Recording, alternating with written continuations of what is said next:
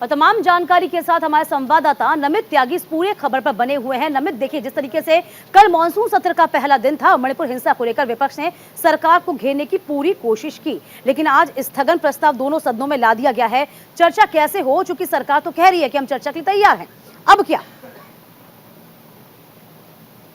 देखिए, बिल्कुल कल भी जिस तरीके से मणिपुर का जो मामला था वो सदन के अंदर गरमाया हुआ, चाहे लोकसभा की बात करें या फिर राज्यसभा की बात करें, थोड़ी देर कार्रवाई शुरू होती थी और फिर स्थगित की जाती थी। आज भी स्थगन प्रस्ताव जो है वो दोनों सदनों में लाया गया है।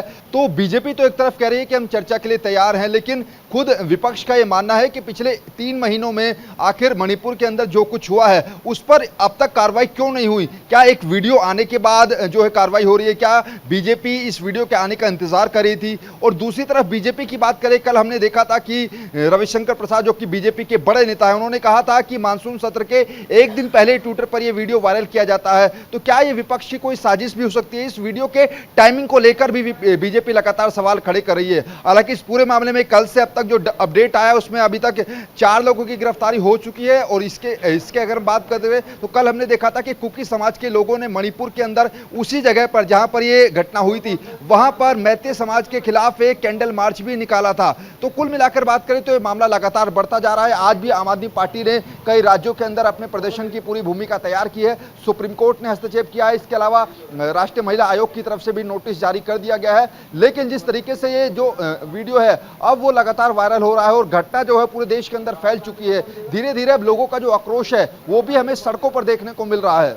हाँ, लेकिन अब जब स्थगन प्रस्ताव ला दिया गया है, चूंकि जो नियम बता रहे हैं उस नियमों को हम देख लें तो लोकसभा में नियम 193, राज्यसभा में नियम 176, 267 के तहत नोटिस दिया गया, यानी कि संसदीय कामकाज का जो नियम है 193 के तहत सदन में बिना वोटिंग के तहत बहस का प्रावधान है। तो यहाँ ये समझ नहीं आ रहा कि सत्ता पक्ष विपक्ष चाह क्या रहा है, चूंकि यहाँ सत्ता पक्ष तो कह रहा है कि हम दोनों सदनों में चर्चा करने के लिए तैयार हैं। अब आप स्थगन प्रस्ताव ला रहे हैं तो क्या सोची समझी साजिश है कि एक ही मुद्दे को लेकर पकड़ेंगे? यहाँ तो 31 बिल है जिस पर चर्चा होनी है, 21 नए हैं, 10 पुराने हैं जिस पर चर्चा होना बाकी है। कैसे कामकाज हो पाएगा?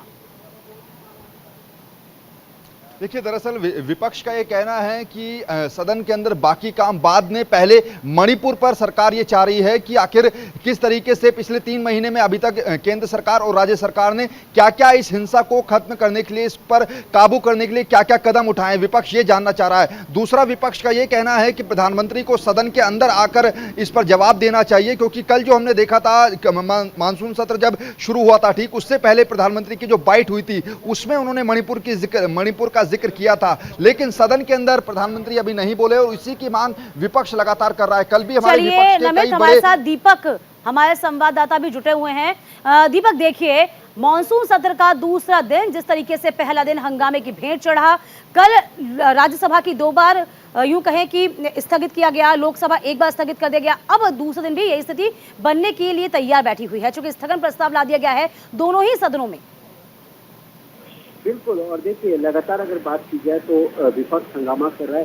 हालांकि अगर बात की जाए तो कल न्यूज इंडिया ने कह दिया था कि गृह मंत्रालय की तरफ से गृह मंत्री अमित शाह इस पर पूरे मणिपुर को लेकर बयान देंगे, प्रधानमंत्री नरेंद्र मोदी इस पर कोई बयान नहीं देंगे। हालांकि देखिए अगर बात की जाए तो जो सरकार के जो सूत्र है वो ये बता रहे हैं कि 15 तारीख को ही जो स्पीकर है उनके यहाँ पे बता दिया गया था कि मणिपुर की हिंसा को लेकर जो भी बयान देना होगा वो गृह मंत्री अमित शाह देंगे, क्योंकि देखिए गृह मंत्रालय के अधीन आता है और राज्यों की सुरक्षा भी गृह मंत्रालय के अधीन आता है। और खुद गृह मंत्री अमित शाह लगातार इसकी मॉनिटरिंग कर रहे थे। मणिपुर की जो घटना हुई थी इसके बाद लगातार कहा जा रहा था कि गृह मंत्री अमित शाह देंगे, पर विपक्ष लगातार लामबंद है कि नहीं, प्रधानमंत्री नरेंद्र मोदी को ही बोलना है। पर हो सकता है कि आज या कल में गृह मंत्री, माफी चाहता हूँ कि आज या फिर सोमवार को गृह मंत्री अमित शाह दोनों सदनों को संबोधित करें और जितनी भी जानकारी है वो मणिपुर को लेकर वो खुद बताएंगे, क्योंकि जो सोर्स है वो यही बता रहे हैं कि गृह मंत्री को बोलना है। अब देखते हैं किस तरीके से। बिल्कुल दीपक, देखिए, गृह मंत्री तो बताएंगे जो उनको कहना है, लेकिन यहाँ सत्ता पक्ष कह रहा है कि हम चर्चा के लिए तैयार बैठे हैं। स्थगन प्रस्ताव क्यों? क्योंकि बहुत से ऐसे मुद्दे हैं, जनहित से जुड़े मुद्दे हैं जिस पर विचार विमर्श होना है, जिस पर सहमति बनना इस मानसून सत्र में बेहद जरूरी हो जाता है। बहरहाल आप दोनों का बहुत शुक्रिया तमाम जानकारी देने के लिए।